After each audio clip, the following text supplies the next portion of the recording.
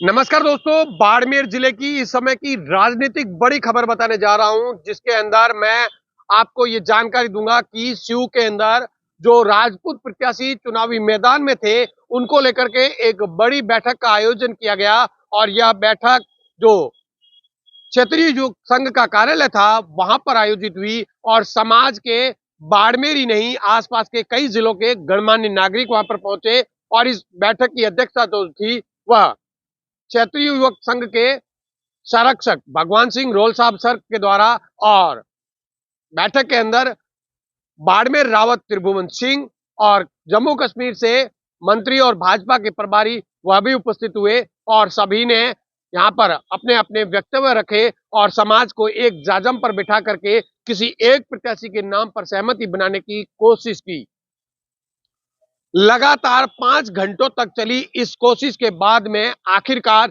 फैसला जो है वह नहीं हो पाया और रविंदर सिंह भाटी को बिठाने के लिए भी प्रयास किए गए, लेकिन रविंदर सिंह भाटी ने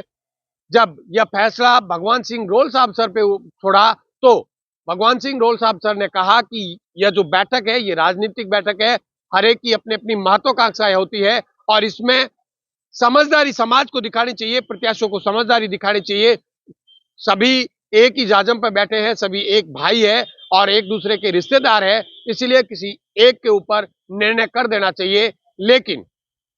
उन्होंने किसी एक को बैठने के लिए जो प्रेशराइज था या समाज का जो निर्णय था वो नहीं बताया, जिसकी वजह से आखिर रविंदर सिंह भाटी खड़े हुए और उन्होंने खड़ा होकर के यह कहा कि मैं चुनावी मैदान में हूं और मेरे साथ में जो लोग जुटे हुए हैं, मैं समाज से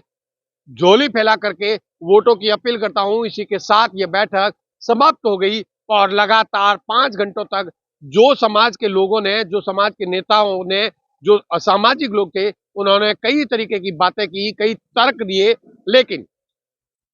आखिरकार इस बैठक के अंदर कोई भी निर्णय राजनीतिक नहीं हो पाया। और इससे यह साफ हो गया है कि अब सीयू की राजनीति रोचक मोड़ पे पहुंच चुकी है, क्योंकि यहां पर पहले से ही कांग्रेस में फूट के कारण फतेह खान जो है कांग्रेस की जिला अध्यक्ष, वह चुनावी मैदान में है। और कल रात को सैलाऊ में जिस तरीके की बैठक हुई थी तो उस बैठक के अंदर फतेह खान नहीं पहुंचे और उन्होंने भी चुनाव लड़ने के लिए मानस बना दिया है और बात मानने से साफ इनकार कर दिया है। हालांकि नॉमिनेशन जो है उठाने की कल लास्ट तारीख है, ऐसे में ये देखने वाली बात होगी क्या कोई अभी भी निर्णय हो सकता है या किसी को बिठाने का प्रयास किया जा सकता है। लेकिन मोटा मोटी मैं अभी आपको बता दूं कि शिव से, कांग्रेस से अमीन खान और भाजपा से स्वरूप सिंह खारा के साथ ही निर्दलीय रविंदर सिंह भाटी और निर्दलीय फतेह खान चुनावी मैदान में है। इसके साथ ही साथ आरएलपी से जालम सिंह रावलोत जो कि पूर्व शिव के विधायक है, वह भी मैदान में है।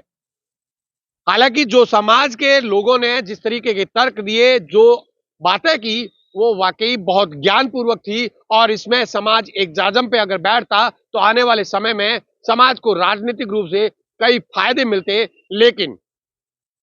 किसी ने भी झुकना उचित नहीं समझा और इसी के चलते यह जो बैठक थी, यह बैठक असफल रही। और दोनों ही जो प्रत्याशी थे, तीनों मैं इसमें कह सकता हूं, क्योंकि जालम सिंह रावलोत भी आरएलपी के बैनर तले चुनाव लड़ रहे हैं और उनके सिंबल के साथ में चुनाव लड़ रहे हैं। स्वरूप सिंह खारा जो है वो बीजेपी के सिंबल से चुनाव लड़ रहे हैं। तो इन दोनों ने चुनाव लड़ने के साथ साथ रविंदर सिंह भाटी ने भी चुनाव लड़ने का ऐलान कर दिया है और समाज के सामने रखा है कि